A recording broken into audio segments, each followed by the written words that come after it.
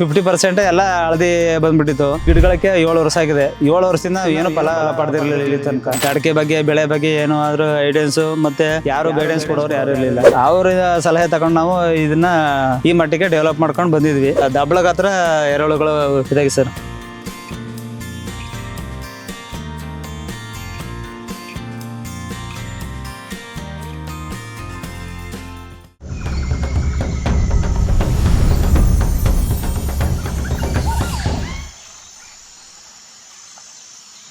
Sir ನಮಸ್ತೆ sir. ನಾವು HD ಕೋಟೆಯಿಂದ Venkatesh ಅಂತ. ಇದು ನಮ್ಮ ಜಮೀನಲ್ಲಿ 2 ಎಕರೆ ಜಮೀನಿದೆ. ಅದರಲ್ಲಿ ಅಡಿಕೆ ತೋಟ ಮಾಡಿದ್ವಿ. ನಾವು ಮುಂಚೆಗೆ ಇದ್ರ ಬಗ್ಗೆ ಐಡಿಯಾಸ್ ಇರಲಿಲ್ಲ. ಅಡಿಕೆ ಬಗ್ಗೆ ಬೆಳೆ ಬಗ್ಗೆ ಏನೋ ಆದರೂ ಐಡಿಯನ್ಸು ಮತ್ತು ಯಾರು ಗೈಡೆನ್ಸ್ ಕೊಡೋರು ಯಾರು ಇರಲಿಲ್ಲ. 50% ಎಲ್ಲ ಹಳದಿ ಬಂದುಬಿಟ್ಟಿತ್ತು. ಈಗ ನಾವು ಏನಂದರೆ ಈ ಗಿಡಗಳಿಗೆ 7 ವರ್ಷ ಆಗಿದೆ. 7 ವರ್ಷದಿಂದ ಏನು ಫಲ ಪಡೆದಿರಲಿಲ್ಲ ಇಲ್ಲಿ ತನಕ. ಇಲ್ಲ ಸರ್, ಆವಾಗಿಂದ ಏನೂ ಇದುವರೆಗೂ ಬೆಳೆನೇ ತೆಗೆದಿಲ್ಲ ಯಾವ ಫಸಲು.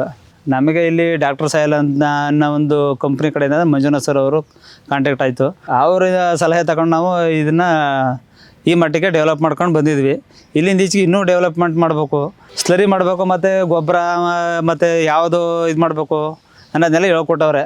ಆ ಒಂದು ಉದ್ದೇಶದಿಂದ ನಾವು ಇದನ್ನು ತಿಳ್ಕೊಂಡು ಈಗ ಮತ್ತು ಎರೆಹುಳುಗಳು ಸ್ವಲ್ಪ ಹೆಚ್ಚು ಉತ್ಪಾದನೆ ಆಗಿದೆ ಸರ್. ವೆರೈಟಿ ಬೇರೆ ಏನೂ ಇಲ್ಲ. ಅಡಿಕೆ ಒಂದಿದೆ, ಅಡಿಕೆ ತೆಂಗು ಮಧ್ಯೆ ತೆಂಗಿದೆ ಸರ್. ಒಟ್ಟು ಟೋಟಲಿ ನಮ್ಮದು ಇಲ್ಲಿ ಈಗ ಫಲ ಬರ್ತಾ ಇರೋ ಅಂಥದ್ದು 400 ಗಿಡ ಇದೆ. ಇನ್ನು ಆ ಕಡೆ ಮೇಲ್ಗಡೆ ಅದು ಚಿಕ್ಕ ಗಿಡ, ಅದು ಇವಾಗ ಅದಕ್ಕೂ ಡಾಕ್ಟರ್ ಸಾಯಿಲ್ ಯೂಸ್ ಮಾಡ್ತಾ ಇದ್ದೀವಿ.